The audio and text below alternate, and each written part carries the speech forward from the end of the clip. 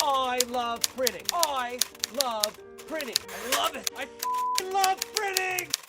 Hey everybody, I want to welcome you back to another episode with me, Warren Werbitt, with my printer-to-printer video series on what they think. Today we are blessed with a guest who I have known all of 3 weeks, and we met on the Paper Specs unboxing event, which I would recommend everybody look up Paper Specs, sign up, pay the $25, have the box delivered to you. It's really cool and exciting to get some new stuff. And I happened to walk into a room. We had a breakout room, and when I walked in, Howard's like, "Oh my God, Warren's here!" And I'm like looking over my shoulder, where? Because I didn't really know who knows me, but I felt honored and humbled. So thank you, Howard. Before we go on any farther, why don't you take a minute or two and tell us a little bit about Stafford Printing up in the Virginia area. Thank you, Warren. Good morning. And it was a pleasure to meet you in the Paper Specs call. It was a lot of fun, and you're right. Check that out. So I'm Howard Owen. I own Stafford Printing in Stafford, Virginia. We're located about 35 miles south of Washington, D.C., or Chaos City, as I call it. And I always remark it sucks that we can't get good cell coverage 35 miles south of the White House. But you can get direct clear coverage when you're in China. Yeah. Right. Just saying. Sorry, go on. No, so I started Stafford Printing in 1987. Started with the A.B.Dick and electrostatic pink plates. Had no freaking idea what I was doing. I was 29, I think, 27, 29. I had graduated from college. I was a reporter coming out of college, spent 4 years covering courts, crime, and coal in Southwest Virginia. I actually started a newspaper when I was 24 and sold it when I was 29, and was looking for something to do. I knew this much about print. I knew a little bit more about typography. I enjoyed it. I didn't want to sell insurance or teach school. So I thought, what the hell, we'll give this a whirl. And 34 years later, here we are. We're running a couple of Indigos, a 12,000 and a 7,000 series, and have the typical mix of a printing company today with the bindery, the pre-press, all for the mailing. We do some die cutting, some coating, and just trying to work through this chaos that is the print world today. Wow. So it's funny when you said that you started in 87 with an A.B.Dick. I laughed because I just wrote down, I started in 1992 with two A.B.Dick 365s, a collator, and a silver plate a silver master plate or plate. What do we call those silver plates again? Silver master, yeah. The black plate was what it was called. That's politically correct today. I'm sorry. Where you could make the plate next to the press in the press room. Right. Wow. Right. And if it was messed up, you threw it away, and 2 minutes later you had a new one. Right? So, and then the funny thing is, when I was moving, when I moved out of my office not long ago from my old company, I was moving a filing cabinet. Behind it, I found a bag. When I opened up the bag, oh my God, it was like a flashback to then, because it had yellow sheets with the red ruby lith. Oh. And everything was cut up, because when I did our first business cards on the A.B.Dick, and then we were running, I think it was one color at a time, and you have to get 4 colors. And I used to tell everyone then, oh, better when you go 1 color at a time. The 4 color is brighter and saturated. That was till I got a 4 color press. But funny when we go back and we think to when we started with the A.B.Dicks, which they disappeared a long time ago. And then we fast forward today and we talk about the Indigos because you have them. My God, has technology changed in the world? Oh, we used to joke that back then it was like, chiseling on stone and typesetting and printing. We had a T-head, so we were a step above you, Warren. No. I had the numbering and perfing too, my friend. Oh, well, you're above us then. But yeah, we had the T-head. I couldn't afford the swing arm, so we had an old office chair. So I had to pick it up and place it on the press. The damn thing weighed, 7,500 pounds, whatever it was. But so those were interesting times. They were fun times. Quite frankly, it was a little bit easier because time didn't move as fast. A black and white business card could take a couple of weeks. Never mind that. at the time, the world did not know about just in time. Yes. So Yeah. real funny. We used to have, I mean, we all had print dockets, right? And then we would have, I remember on our dockets, as time went on, this was the evolution of our docket. At first, you had an area that said delivery date, and you could put down 3 weeks for a business card job, just like you said. Right. And then it changed. And then it became, I need it fast. So we would write fast on the date. Then it became, instead of writing a number, we would write ASAP, right? Because as technology evolved, the wording evolved. And then I remember the last thing that I wrote for a delivery date for a client was 911. 911. Well, we were a hot job, you know, and it got to the point where every job in the Every job was a hot job. Yeah. So that sort of sucked. That methodology did not work. Did not work. And then here we are today, and somehow the technology is really running our businesses. Yeah. Right? I met with someone yesterday, and they were talking about APIs, and we're talking about Presswise and jobs coming in and going out same day, next day. Nobody in customer service touches it. No, really, no one touches it until it's at the cutter. Well, I remember when I was selling, and I hate even business cards. That was your entry into the company and your exit at the same time, right? So I would quote business cards, and I would quote $250, $300 for business cards for $1,000. And people would say to me, it's a business card. Are you crazy? It's I can get it for $40, $20, $10, $30. I said, hey, then go. I said, but this is the difference with me today at 300. You can go to a online company. You could put in your artwork, you could upload it, you could pay the $20 plus the shipping and for a gang run, but you're paying for it before you get the job. With me, for $300, if you don't like it, you get to scream at me and you haven't paid. Yeah, right? Yeah. So when customers say I can get it for X on the internet, I say, okay, well, we're not going to match that price. Maybe we'll come close, but you got to prepay me, like you just said. And it gives them pause because they're like, why should I prepay you? Well, why do you prepay the guy on the internet? And it's so our rule of thumb is if you want to talk about the internet, well, let's adopt all their rules, i.e. Oh my God. Right. You prepay, pleasing color. I'm sorry that green doesn't match. So this is where I get all crazy and I lose my marbles and I interrupt people.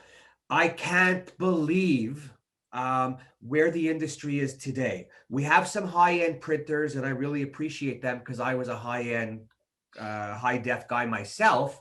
But all these customers who know nothing, want to pay nothing, and then think that they should be getting the Rolls Royce. Right. The standards are completely messed up today. There are none. Yeah. They're except what the standards they want, which is, like you said, the Rolls Royce of quality at the Hugo price. What do you do to attract young people? Do you go to the schools? How do you reach out to people? In the past, frankly, an ad on Craigslist or Indeed would bring you a flood of candidates. So every fall we do an ad on Craigslist. Mm-hmm. And so last year we had we got about 10 people in here.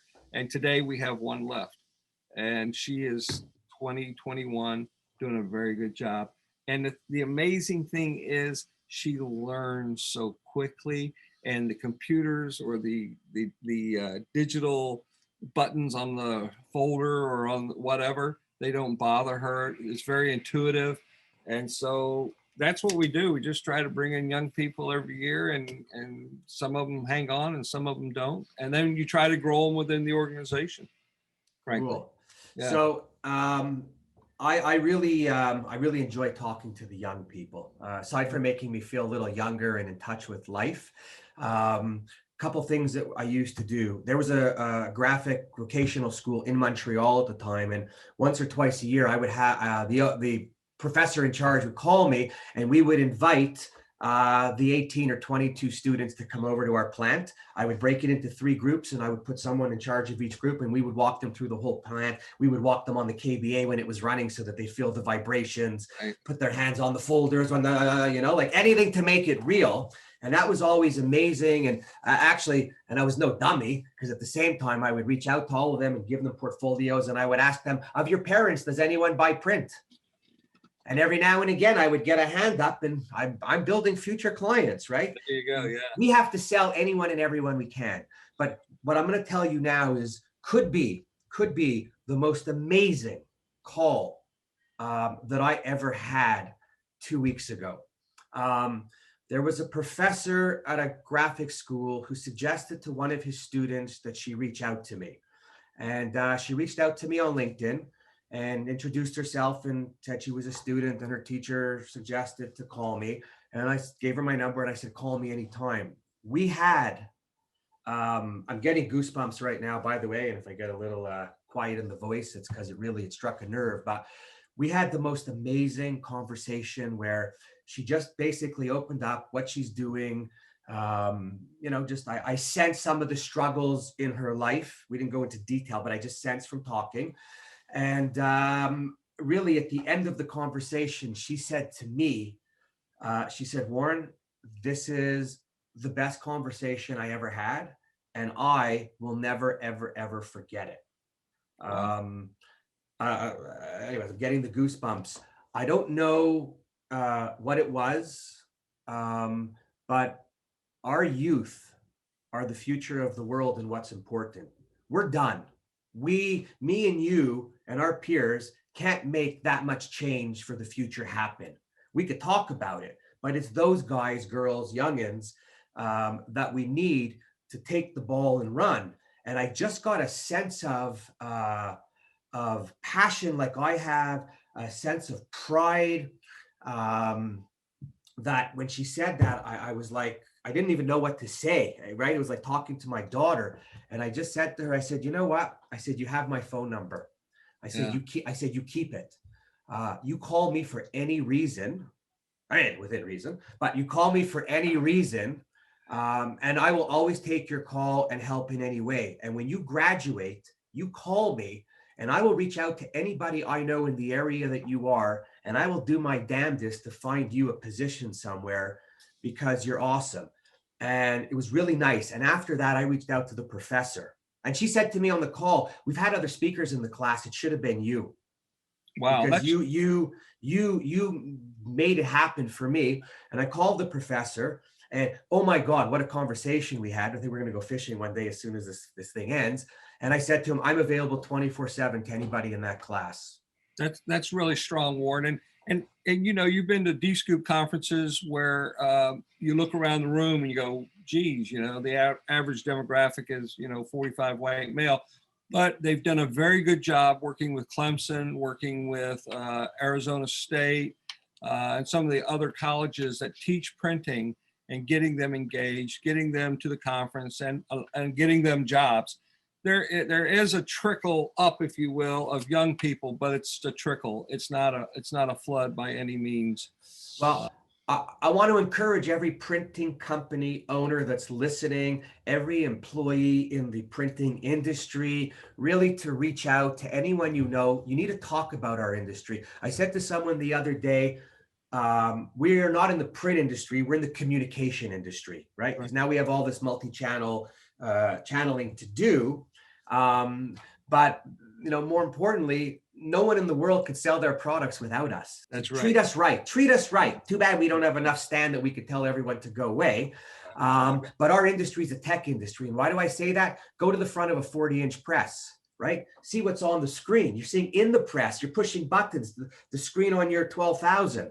It's a computer game. It is. It is. Right? And they pick it up so easily. It's mind-boggling.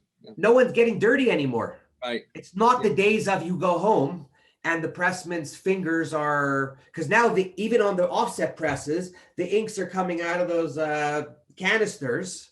So it's really a whole different ballgame. But I really think it's about the youth for the industry, and we got to get rid of the old people, not like us, but the old people who think like old people. Right. Well, you know what? The truth is, with all the automation and everything, the people are never going away. Our industry is about the people. We need the people. And it's just important to stay in touch, to communicate, and to learn from each other, because the knowledge is limitless, and it's an industry where people are really willing to share. That's been my impression over the years. So the sharing is definitely getting better. I Yes. think COVID has helped push things up because it's forced some people to learn to communicate a little bit better than they were before. Right. You're right, there are no secrets anymore in this industry. My best learning has been throughout my career from other people. Some Right. smarter than me, some not smarter than me, but I've always learned something from someone, right?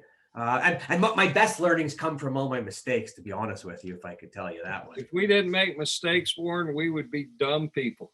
No, I'd be rich. No, but the mistakes guide us. The mistakes help us on our next step. You got to embrace them, right? Yeah. Your mistakes set you up for your next journey. Okay. I want to thank you. I want to encourage all of my viewers to go to my YouTube channel, Warren Werbitt. Please subscribe. My goal was 1,000 by the end of March. Well, I failed. I only have 292. I've now pushed the goal 1,000 till the end of April, so it's a reset. So go subscribe, folks. To everybody, just be well, be safe. Warren Werbitt, printer to printer.